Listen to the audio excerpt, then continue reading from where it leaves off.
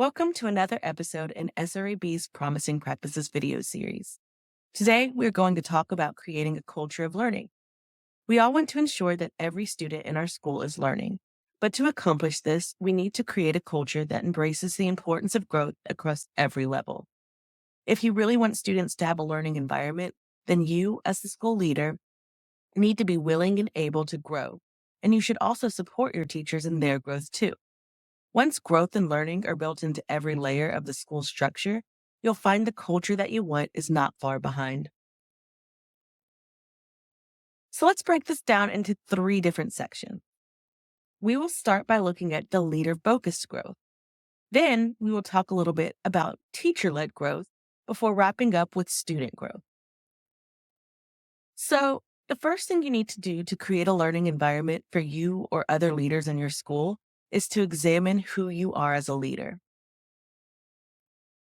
Let's start by asking yourself some questions. First, how do you ensure that the entire school community prioritizes the achievement of school-wide goals? Then, what processes and supports are in place to encourage and support a school-wide use of established processes, rubrics and protocols to align instruction, assignments and assessments with state standards? How do teachers know what to teach and when to teach it? Okay, so next up, how do you and district leaders establish and communicate a clear vision, mission, and culture of high expectations for the entire school community? And how do you and district leaders engage parents and community partners in the student learning process and communicate school successes? So, once you have answered all those questions, the next step is to find your leadership style. For today, we're going to use John Hattie's definitions, which he included in his book, Visible Learning. So, style one is transformational leadership.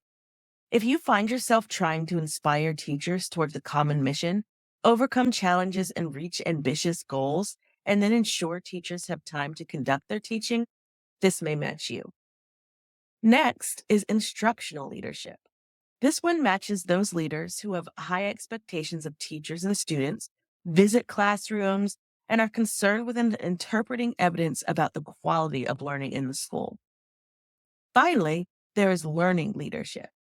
You might have a learning style of leadership if you like to emphasize student and adult learning and promote teacher learning through coaching, forming data teams, focusing on how students learn subject matter material, and enabling teachers to work collaboratively.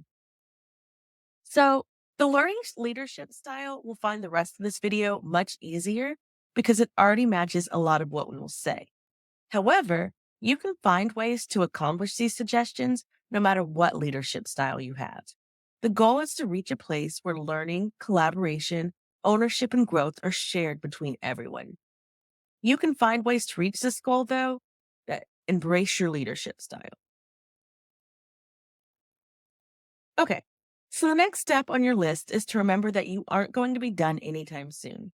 A culture of learning is a culture of growth, and that means you want to constantly be learning and evolving as a leader. Here are some ideas to do that. Make it a habit to read, watch, and listen to leadership materials like books, podcasts, and videos. Don't just send teachers and coaches to professional learning opportunities. Attend leadership courses, conferences, etc. yourself. Check in with your whole team on a regular basis to get ideas and insights from them. Then check out SREB's leadership resources to see how we can help you grow as a leader while also growing as a school. So, once you've encouraged an atmosphere of learning and growth for yourself, let's pivot to part two, teacher growth focused learning.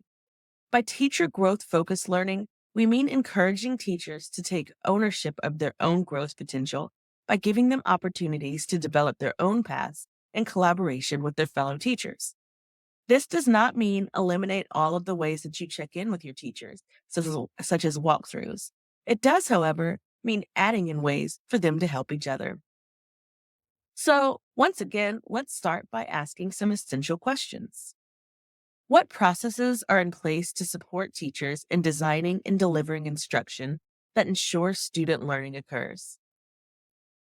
What processes are in place to support and encourage teachers to collaborate to create a classroom environment in which students persist and engage in a productive struggle? What processes are in place to encourage and support teachers, instructional coaches, and other staff to use protocols and procedures to analyze student work and assess the effectiveness of instructional strategies on student engagement and achievement? Okay.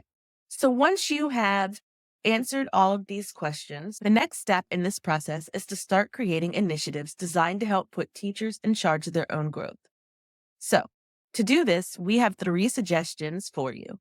But we also suggest starting this process with small groups of willing cohorts to test out the process before expanding it to the whole school. We also suggest matching teachers with teachers in other grades and subject matters because this will better ensure the groups come in with fresh minds and inquisitive natures. It will also help teachers leave any unconscious assumptions they may have about the class, such as what students already know or have been taught, at the door because they will not be familiar with the subject or grade level material yet. So, the first suggestion is to have teachers meet to share classwork with each other. Have one teacher bring in a class set from a recent assignment for the others in their group to examine. The other teachers will start asking questions about the learning goals, assignment, results, etc. That can help push the teachers thinking about their assessments. The next idea is to have teachers share their lesson with the group. This means the whole picture. What are the goals? What are the student outcomes? What steps are they taking to get them to those outcomes? How will they be assessed on those outcomes? Once they share, the other teachers in their group can help them brainstorm ways to ensure the goals of the assignment are being met and measured. Okay, so the final idea is to give teachers opportunities to open up their classrooms to their peers. This is different than an evaluative observation that you may conduct as the school leader. This is a time where a teacher invites others in to observe at the class that they're choosing. It may because they have a session they do particularly well that they want others to see and maybe replicate in their own classes. It may be that they want some fellow teacher input on an assignment they are looking to change or that they are just beginning to develop. There are many reasons they might want this non evaluative observation to happen. And creating an environment where this is not only allowed, but encouraged can lead to better learning opportunity for both the teachers and the students. So now let's talk about the final part of this video. We're going to focus on creating an environment of student growth focused learning. Okay, so once again, let's start with some essential questions to get this process started. So, what is your point of view of evidence of student learning in classrooms? How do students know their progressions of their learning? What connections do we make to new content for learning? What evidence is there for students building content knowledge through reading level text? What evidence is there of students developing writing products to demonstrate understanding? So, giving students guided chances to create goals, assignments, assessments, etc., will let students take charge of their own learning and help them develop interests that will encourage them to keep learning. The final step in this section is to give students ways to create goals and track their own successes, which once again helps them take ownership of their learning. As the school leader, you can bring in some resources to help this process and encourage teachers to do this in their own classrooms. Here are some ideas to get you started. Use easy online systems that let students and parents see progress when they need it, instead of waiting for progress reports from the teacher. Give students the opportunity to create some of the classroom success criteria that they will work towards that semester. Utilize scoreboards in the classroom or school that gives visual tracking opportunities to the student. If you start taking these small steps to help create a collaborative learning environment that encompasses school leadership, teachers, and students, you'll be well on your way to creating a culture of learning in your school. We have also created a written guide of this material that includes many helpful resources and a peer-led evaluation sheet. Make sure to check that out to find even more helpful insights.